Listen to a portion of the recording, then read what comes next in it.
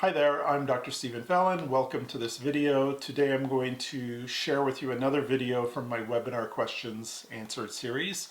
And I've been looking at the questions, and there's quite a few questions about provisional restorations, looking at the questions from my vertical dimension case studies webinar. So I'm going to do a series of videos today that I'll release basically once a day over the next week. That will talk about provisional restorations. And the first question is from Dr. Jeff Stowell, Stowell.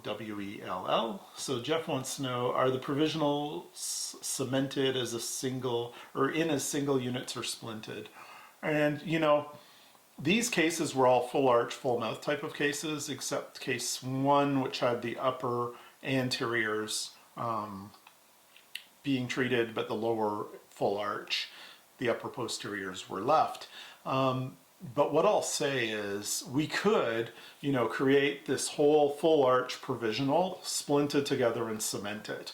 Typically, it's not great to do it that way for a couple of reasons. One is it's not that comfortable to have the full arch splinted together for the patient. Because these have slight amounts of thermal cycling, the provisional materials, and the patients feel that. So the full arch is a little much. The other thing is to get it on and off, you either have to have the provisional quite loose in its fit, or you have to try and prep the whole arch with draw. So you're not going to prep the whole arch with draw when you're doing mostly single units, because it makes no sense. You're unnecessarily preparing the teeth. And you don't want it necessarily so loose either. So what I try to do is I will create it as a single unit. And when we're creating it in the mouth with something like ProTemp, we just move it on and off a bunch and we Vaseline the preps. If I'm moving it on and off a bunch as it's setting, it tends to make the fit not so tight that it gets locked on, but not so loose that it's, not going to have any kind of retention.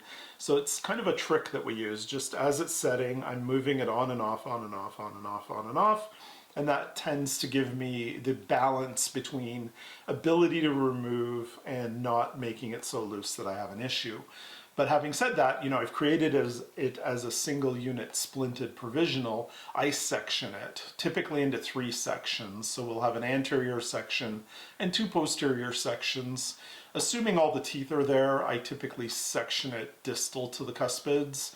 There are some cases where we might have a cuspid pontic or a cuspid implant that's still integrating, for example, and we're not wanting to load it yet. So we'll make the section on the maybe mesial of the lateral to manage that section. But for the most part, there aren't that many of these cases where the cuspid's a pontic, so typically I section it distal to the cuspids. That seems to be, after years of doing these, the best place to section these. So most patients can tolerate that level of splinting, so the posteriors are splinted and the anteriors are splinted. Some people have a hard time with the centrals being splinted. So if the patient has a very low adaptive capacity, if you've got that idea that they have a low adaptive capacity, you might want to do one more section and section the centrals. So you'd have 2 anterior segments and then 2 posterior segments. That wouldn't be a bad idea either. I haven't had too many people have a lot of trouble with the centrals being splinted in an anterior section, but I've had a couple. And you kind of know the patient's not very adaptive. And if I've got that feeling from the patient, I'll section the anterior provisional. You could do a case where you make all of the units sectioned, but to do that on a full arch and full single units of the whole arch, it's going to add a lot of work to the case, to the provisionals, and there's nothing wrong with that.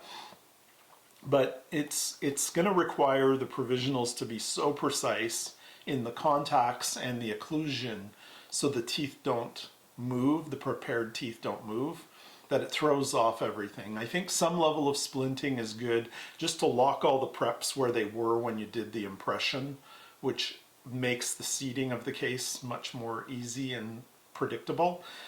If you do make a whole arch of single unit provisionals, You just have to take the precision up another notch, meaning each provisional has to have a more idealized occlusion on each one, and you have to idealize the contacts. Otherwise, things are going to move around.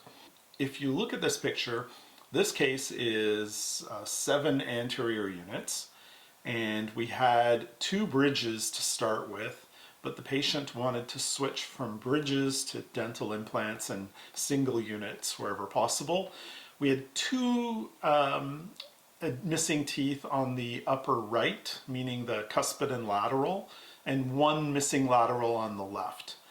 The patient, after doing the CBCT, we decided we couldn't predictably place 2 implants in the cuspid lateral place, just because of the space and how close the implants needed to be together, because the bicuspid was rotated quite a bit. So I couldn't get ideal spacing for 2 implants, so we made a single tooth implant on the cuspid with a cantilever on the lateral, and then a single tooth implant on the lateral on the left side.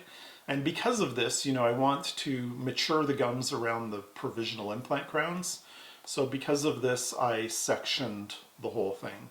The only splinted unit is where it's going to be splinted final, which is the cuspid plus lateral. And then the teeth are all single units. The other implant is single unit. So this is all single unit provisionals. It does take more time. I have to really be careful with the occlusal scheme. Because things can move because they're not splinted anymore. And I have to be really careful and spend time making sure I have idealized contacts. But having done that, we have an opportunity for the gum to mature more predictably around the provisional implant restorations. If you don't splint them to the adjacent teeth, that's not really a great idea. I might do that for the initial uncovering, but I don't do that long term as I'm maturing the tissue. So we've basically got single implants, single teeth, and this is a more single unit provisional example. Does take more work. With implants, I think it's worth it, because you want to mature the tissue around the implant restorations, the provisional restorations. For a full splinted arch of teeth, I generally don't single unit the provisionals. I generally, as I said, split it into 3 sections, maybe 4, and that's about it. So hopefully this helps. Basically that's single unit or splinted provisionals. I'm going to answer a few more questions the next few days. We've got questions about what cements do we use for provisional crown restorations, what cements do we use for provisional veneers, how do we get these off when they're splinted. I have some good answers for all of these. So that's provisional restorations, splinted or non-splinted, preparations on teeth, preparations on implants. Gives you some different ideas of things that we do with the provisional restorations for these cases. And this question was from my vertical dimension case studies webinar. If you're interested in attending this webinar, the URL that's easy to remember is videoseminar.com. That's videoseminar.com. I'll also place a link to the webinar below this video. So thank you very much, and we'll talk to you soon. Take care.